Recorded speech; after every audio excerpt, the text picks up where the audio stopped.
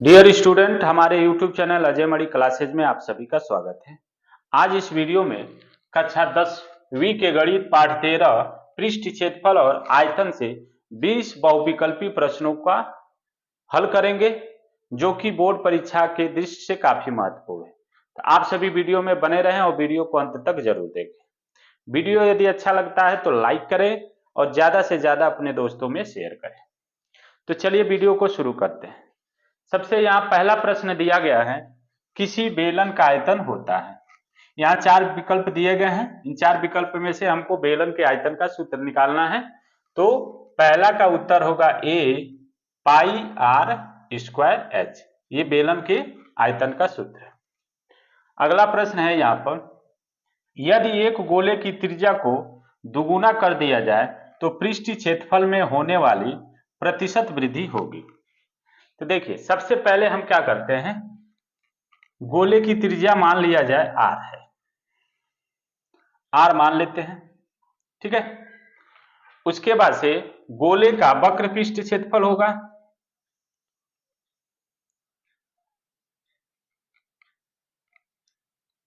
क्षेत्रफल 4 पाई are square. यदि जो त्रिज्या है उसका दुगुना कर दिया जाए, प्रश्न में यही बोला गया है, तो यहां हम 2r ले लेते हैं, तब गोले का पृष्ठीय क्षेत्रफल हो जाएगा 4 पाई गुणे 2r का होल स्क्वायर। तो यहां हो जाएगा 16 पाई आर स्क्वायर। अब हमको निकालना है प्रतिशत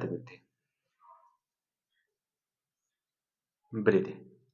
तो प्रतिशत वृद्धि निकालने के लिए जो ये दिया गया है 16 पाई आर स्क्वायर में से 4 पाई आर स्क्वायर घटाएंगे और फिर 4 पाई आर स्क्वायर से भाग देंगे और गुणा 100 का प्रतिशत करें। यहां इसको घटाएंगे तो 12 पाई आर स्क्वायर बटा 4 पाई आर स्क्वायर गुणे 100 का प्रतिशत। ये कट जाएगा 3 बार में, 3 गुणे 100 हो जाएगा 300%। इस प्रकार विकल्प सी सही होगा। अगला प्रश्न दिया गया है यहाँ पर, एक पाइप का बाहरी व्यास 4 सेमी तथा भीतरी व्यास 3 सेमी है, उसकी लंबाई 20 सेमी है, पाइप में प्रयुक्त धातु का आयतन होगा। तो देखिए, इस तरह के पाइप का जब आयतन निकाला जाता है तो यह सूत्र होता है धातु का आयतन बराबर pi capital R square minus small r square into h. तो यहां पाई है आर स्क्वायर, यानी बाहरी व्यास 4 है तो ये बाहरी त्रिज्या हो जाएगी 2, तो 2 का स्क्वायर, और यहाँ भीतरी व्यास है 3, तो ये भीतरी त्रिज्या जो हो जाएगी 1.5 का होल स्क्वायर। उसके बाद से ऊंचाई है 20 सेमी गुणे 20। तो यहां पर जो विकल्प दिया गया है बी विकल्प हमारा सही होगा।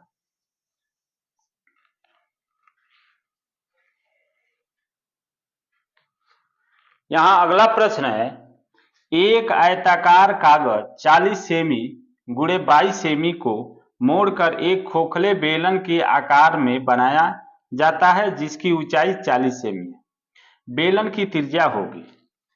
तो देखिए, यहां पर एक आयताकार कागज है जिसमें इसकी जो है ये है 40 सेमी और ये है 22 सेमी। इसको अगर मोड़ते हैं तो इस तरह का हमारा एक खोखला बेलन बनेगा।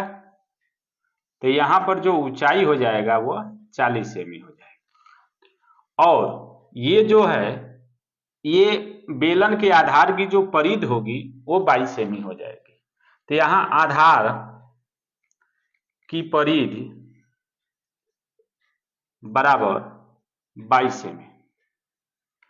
आधार की परिध होता है 2 पाई आर बराबर 22 सेमी। तो यहाँ 2 गुणे 22/7 गुणे आर बराबर 22, 22 से 22 कट जाएगा तो आर बराबर हो जाएगा 7/2।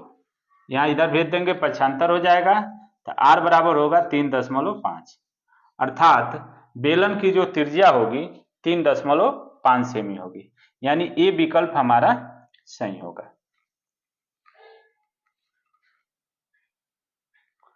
अगला प्रश्न है हमारा, 1/2 सेमी व्यास वाले किसी ठोस अर्धगोले का संपूर्ण पृष्ठ क्षेत्रफल होगा। तो ठोस अर्धगोले का, ठोस अर्धगोले का संपूर्ण पृष्ठीय क्षेत्रफल होता है, ठोस अर्धगोले का संपूर्ण पृष्ठीय क्षेत्रफल होता है 3 पाई r स्क्वायर। तो यहाँ ये हो जाएगा 3 पाई r का मान कितना है, यहाँ पर व्यास दिया है 1/2 सेमी, तो व्यास जो यहाँ दिया गया है 1/2 सेमी है, तो त्रिज्या जो हो जाएगा क्या होगा, इसका आधा, तो इसका आधा करोगे तो 1/4 सेमी हो जाएगा। तो यहाँ r की जगह हम 1/4 का होल स्क्वायर करेंगे, तो ये हो जाएगा 3 पाई गुणे 1/16, तो यहाँ हो जाएगा 3/16 पाई सेंटीमीटर स्क्वायर, यानी यहाँ पर बी विकल्प सही होगा, बी विकल्प सही होगा। अब देखिए अगला प्रश्न दिया गया है, यदि एक समान त्रिज्या r के दो अर्धगोलों को उनके आधारों से जोड़ा जाए तो इसे इस नए बने ठोस का वक्र पृष्ठीय क्षेत्रफल होगा। तो यहाँ पर ये दो अर्धगोले हैं,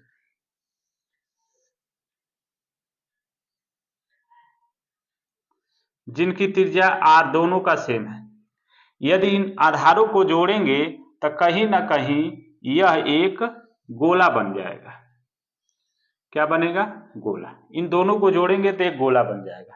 यानी इस प्रश्न में पूछा क्या जा रहा है कि जो नया ठोस बना है वो कैसा बनेगा, गोला बनेगा। अब गोले का वक्र पृष्ठ कितना होता है, 4 पाई r स्क्वायर, यानी छठवां का जो उत्तर होगा 4 पाई r स्क्वायर, ये विकल्प सही होगा। इस प्रकार अब सातवां प्रश्न दिया गया है, यदि दो गोले का आयतनों का अनुपात 27:64 है तो उनके पृष्ठीय क्षेत्रफलों का अनुपात होगा। तो यहां पर पहले गोले का सातवां प्रश्न है, गोले का आयतन बटा दूसरे गोले का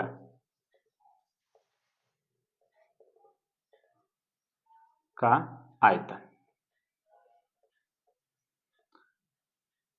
तो गोले के आयतन का सूत्र होता है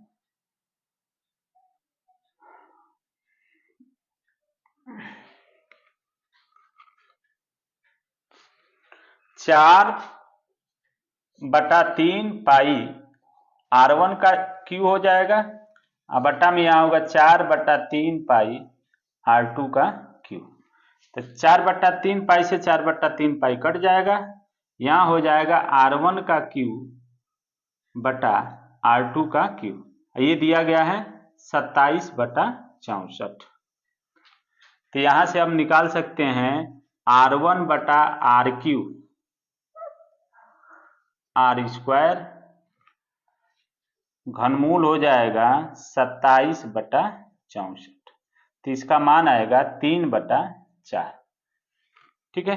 अब हमको पृष्ठीय क्षेत्रफल निकालना है, तो पृष्ठीय क्षेत्रफल इसका वर्ग कर देंगे तो ये हो जाएगा 3 का वर्ग 9 और 4 का वर्ग 16। तो इस प्रकार इसका ए विकल्प सही हो जाएगा। अगला प्रश्न है हमारा, एक लंब वृत्त बेलन के आधार पर क्षेत्रफल 9 पाई सेमी स्क्वायर है तो उसके आधार पर व्यास होगा। तो देखिए लंब वृत्तीय बेलन के आधार का क्षेत्रफल का सूत्र होता है पाई r स्क्वायर। यहां पर दिया गया है 9 पाई बराबर ये हो जाएगा पाई आर स्क्वायर, पाई से पाई कट जाएगा, यहाँ आर बराबर हो जाएगा अंडर रूट में 9, यानी 9 का वर्गमूल हो जाएगा 3। तो बेलन की त्रिज्या हो गई 3 सेमी। अब यहाँ पर व्यास निकालना है, तो व्यास बराबर 2 गुणे आर, तो 2 गुणे 3 सेमी, यानी ये हो जाएगा 6 सेमी। तो हमारा यहाँ पर डी विकल्प सही हो जाएगा।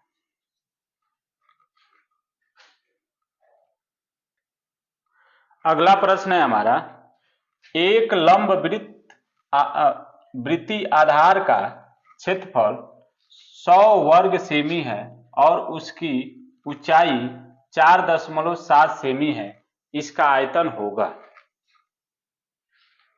तो यहां पर लंबित बेलन के आधार का क्षेत्रफल दिया गया है, आधार का क्षेत्रफल ये है 100 वर्ग सेमी। आधार का क्षेत्रफल होता है पाई आर स्क्वायर, ये हो जाएगा 100 सेमी स्क्वायर। ऊंचाई हमारा दिया गया है h बराबर 4.7 सेमी। अब पूछा जा रहा है इसका आयतन, तो आयतन का सूत्र होता है आयतन बराबर पाई आर स्क्वायर h। तो यहाँ पाई आर स्क्वायर की जगह 100 है, h की जगह 4.7 है, तो इसका गुणा करेंगे तो 470 घन सेमी आएगा, यानी इसका ए विकल्प सही होगा। कौन सा विकल्प? ए विकल्प सही होगा। अगला प्रश्न है हमारा, एक गोले की त्रिज्या r है, एक बेलन के आधार की त्रिज्या r है और उसकी ऊंचाई 2r है, गोले और बेलन के आयतनों का अनुपात होगा। तो यहां पर गोले का आयतन बटा बेलन का आयतन,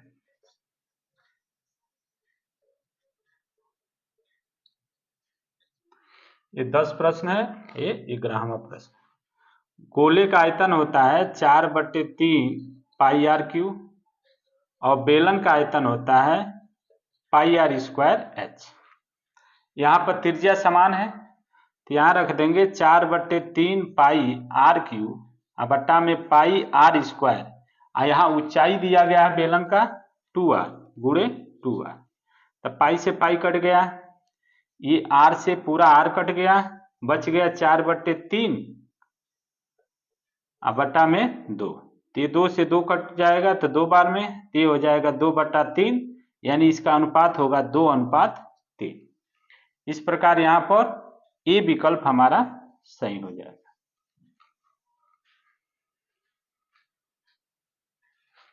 अगला प्रश्न है हमारा, एक शंकु के आधार की त्रिज्या 5 सेमी तथा ऊंचाई है 12 सेमी, तो शंकु की तिर्यक ऊंचाई होगी। तो हम सूत्र जानते हैं कि तिर्यक ऊंचाई का वर्ग बराबर h का स्क्वायर बराबर r का स्क्वायर। तो यहाँ l बराबर हम लिख सकते हैं अंडर रूट में h square plus r square. यहाँ ऊंचाई कितना दिया गया है 12, तो 12 का स्क्वायर, और त्रिज्या दिया गया है 5, तो 5 का स्क्वायर। ये हो जाएगा हमारा 12 का वर्ग 144, 5 का वर्ग 25, जोड़ेंगे तो 169 होगा, ये इसका वर्गमूल हो जाएगा 13, यानी तिर्यक ऊंचाई हो जाएगा 13 सेमी। तो हमारा ये बी विकल्प सही होगा। अगला प्रश्न है, एक शंकु में उपस्थित पदार्थों के समान त्रिज्या के बेलन के रूप में बदला जाता है। यदि बेलन की ऊंचाई 5 सेमी हो तो शंकु की ऊंचाई होगी। तो जब किसी भी वस्तु को किसी रूप में बदला जाता है तो इसका मतलब है कि दोनों का आयतन बराबर होगा। तो प्रश्न के अनुसार शंकु का आयतन बराबर बेलन का आयतन।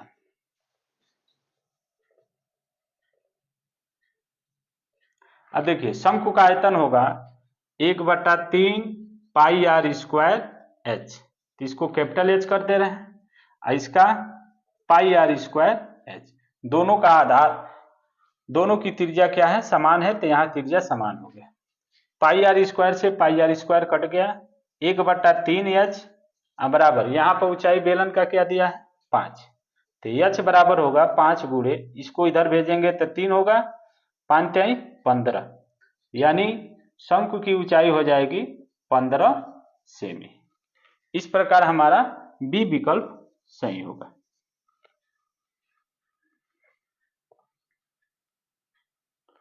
अगला प्रश्न यहाँ पर है, एक बेलन का वक्र पृष्ठ क्षेत्रफल 264 मीटर स्क्वायर तथा इसका आयतन 924 मीटर क्यूब है, इसके व्यास तथा ऊंचाई का अनुपात है। तो यहाँ पर बेलन के वक्र पृष्ठ का क्षेत्रफल होता है 2πr/h, ये दिया गया है 264 मीटर स्क्वायर। अगर 2 से काटेंगे तो ये हो जाएगा πr/h बराबर 132 मीटर स्क्वायर। अब बेलन का जो आयतन होता है, बेलन के आयतन का सूत्र होता है πr²h, ये दिया है 924 मीटर क्यूब। तो हम इसको इस तरह लिख सकते हैं πr/h गुणे r बराबर 924। यहां से देखिए πr/h का मान 132 है, तो 132 गुणे r बराबर 924, तो r बराबर 924 बटा में 132।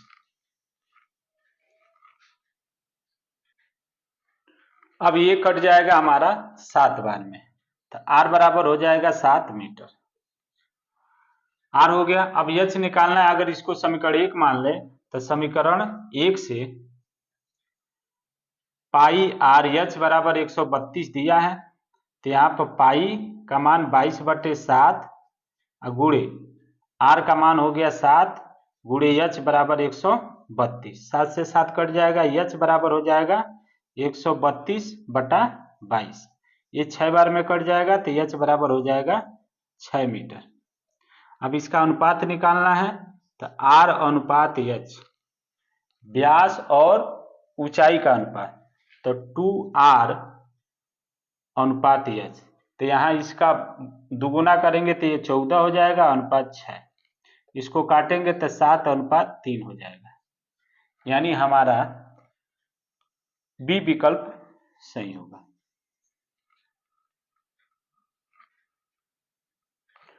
अगला प्रश्न है, 1.6 मीटर व्यास तथा 20 सेमी ऊंचाई वाले बेलन का वक्र पृष्ठ क्षेत्रफल तथा संपूर्ण पृष्ठ क्षेत्रफल का अनुपात। तो यहाँ पर जो व्यास दिया गया, हमारा व्यास दिया है 1.6 मीटर है, इसको सेंटीमीटर में बदलेंगे तो ये हो जाएगा 160 मीटर, तो त्रिज्या जो हो जाएगा इसका आधा होगा, तो यानी 80 मीटर, यहाँ सेंटीमीटर होगा तो ये 80 सेंटीमीटर, और यहाँ ऊंचाई जो दिया गया है h बराबर 20 सेंटीमीटर। हमको अनुपात निकालना है बेलन के वक्र पृष्ठ क्षेत्रफल, यानी बेलन के वक्र पृष्ठीय क्षेत्रफल बटा में बेलन के संपूर्ण पृष्ठीय क्षेत्रफल। तो यहाँ बेलन के वक्र पृष्ठ क्षेत्रफल होता है 2πr/h, यहाँ से बेलन के संपूर्ण पृष्ठ क्षेत्रफल होता है 2πr/h धन r होता है। तो यहाँ 2πr से 2πr कट जाएगा, 2πr/h से, तो यहाँ बचेगा h प्लस r, तो h यहाँ दिया गया है 20 सेमी, और यहाँ 20 है, r का मान है 80, तो यहाँ हो जाएगा 20, इसको जोड़ेंगे तो 100, 20 एकम 20 और 20 पच्चे 100, यानी 1/5, इसको अनुपात में लिखेंगे तो 1:5। इस प्रकार यहाँ पर बी विकल्प सही होगा।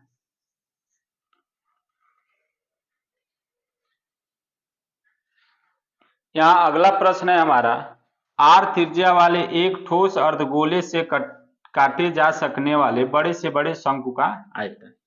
तो देखिए यहां पर एक अर्धगोला है जिसकी त्रिज्या हमारी r है। यदि इससे हम एक शंकु काटते हैं तो शंकु की ऊंचाई जो हो जाएगी, ऊंचाई यानी इतने के बराबर होगा, ये होगा r, और त्रिज्या इसका होगा, शंकु की त्रिज्या जो होगा वो r होगा। तो हमको शंकु का आयतन निकालना है, तो शंकु का आयतन होता है 1/3 पाई r स्क्वायर h। तो 1/3 पाई r स्क्वायर, h की जगह r है, तो ये होगा 1/3 पाई r क्यूब, यानी हमारा बी विकल्प सही होगा इसका भी। चलिए अगला प्रश्न हमारा यहाँ पर है, दो बेलनों की त्रिज्याएं 3:5 और उनकी ऊंचाई 2:3 के अनुपात में हो तो उनके वक्रपृष्ठ क्षेत्रफल का अनुपात होगा। तो देखिए यहाँ पर ये 16 नंबर था, ये 17 नंबर।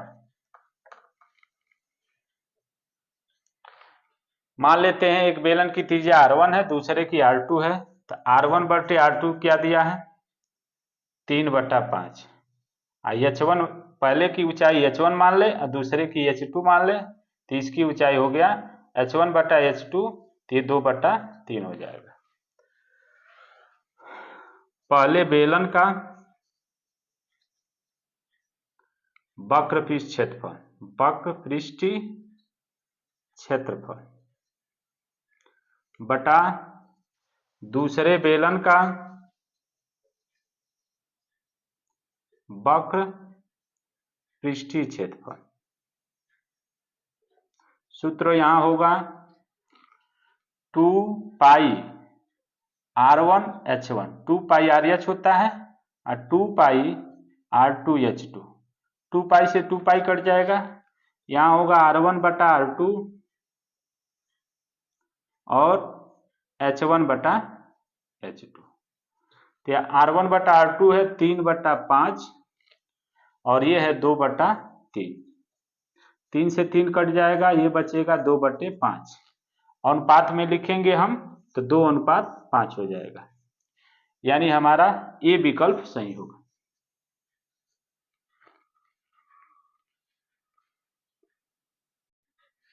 अगला प्रश्न है हमारा, एक शंकु, एक अर्धगोला तथा एक बेलन का एक ही आधार है तथा समान ऊंचाई है तो उनके आयतनों का अनुपात होगा।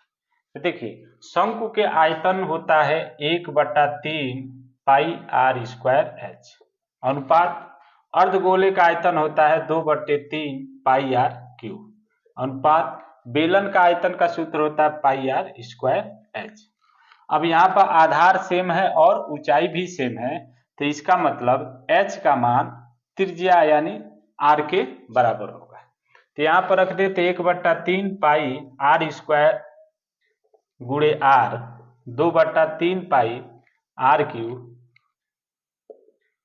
और पाई r स्क्वायर गुणे r।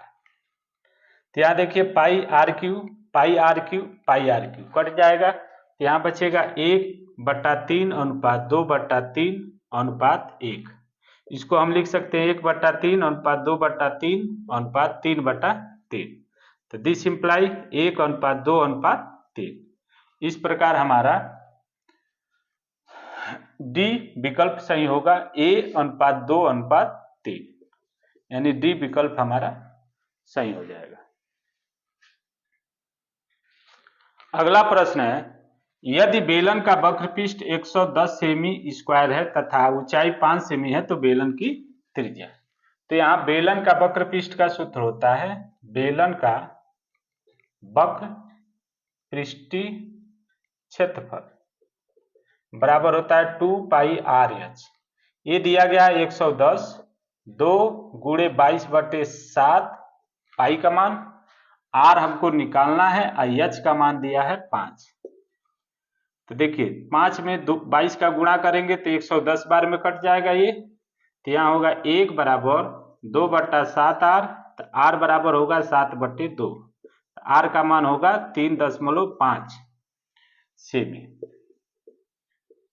इस प्रकार इसका सी विकल्प हमारा सही होगा। अगला प्रश्न है, एक घन का आयतन 1331 सेमी क्यूब है, तो इसका संपूर्ण पृष्ठ।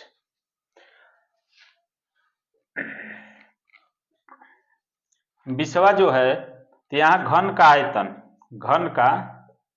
आयतन बराबर भुजा का क्यू होता है। ये दिया है 1331 बराबर ये क्यू, तो ए बराबर हो जाएगा ये घनमूल 1331, ये ए का मान है 11 हो जाएगा, 11 सेमी। अब हमको निकालना है घन का संपूर्ण पृष्ठ, तो घन का संपूर्ण पृष्ठ, इसका सूत्र होता है 6a²। तो यहाँ पर रखेंगे 6 गुणे 11 का स्क्वायर, तो ये होगा 6 गुणे 121। अब गुणा करेंगे तो ये हो जाएगा 6 एकम 6, 6 दूनी 12, 6 एकम 6, 6 एक 7 सेंटीमीटर स्क्वायर। इस प्रकार हमारा सी विकल्प सही होगा।